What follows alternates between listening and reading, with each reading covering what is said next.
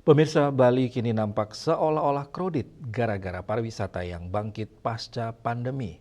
Banyak persoalan yang mencuat terutama menyangkut wisatawan asing yang tidak hanya berlibur, tetapi juga berbisnis. Fenomena ini dikaitkan dengan Bali saat ini tengah menjadi tempat mengungsi warga negara asing berduit yang di negara asalnya sedang dilanda perang maupun bencana.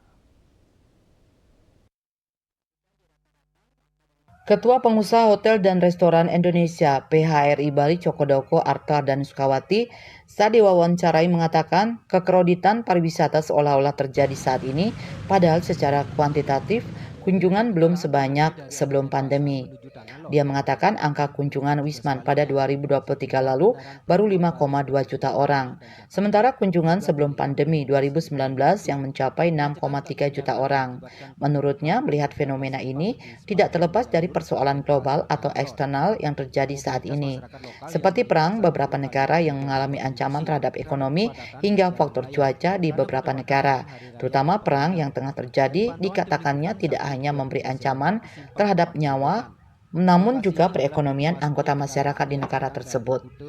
Bali dengan tempat yang nyaman dan infrastruktur memadai, internet menjangkau semua pelosok, hingga penerbangan yang ramai menjadi pilihan. Hal tersebut membuat Wisman berbondong-bondong membawa uangnya ke Bali. Ditambah pula pemerintah dan masyarakat Bali saat pandemi COVID-19 sangat rindu akan pariwisata sehingga muncullah kebijakan yang memudahkan Wisman ke Bali. Seperti work from Bali yang diikuti visa second home. Ini menurutnya menjadi pangkal atau penyebab terjadinya kondisi yang berbeda di Bali saat ini dibandingkan sebelum pandemi COVID-19.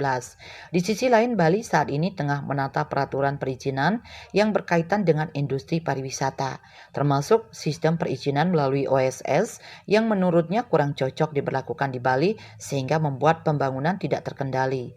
Kondisi saat ini pun diakuinya membuat Bali yang sebelumnya tenang, aman, dan nyaman menjadi hilang. Banyak wisatawan yang berulah dari melanggar lalu lintas, tidak mau membayar di tempat makan ataupun penginapan, hingga yang membuka usaha yang berujung pada hilang peluang masyarakat lokal. Hal ini menurutnya tentu harus ditegakkan kembali dengan menegaskan aturan yang ada dibantu dengan perangkat hukum. Widya Stuti, Bisnis Bali melaporkan.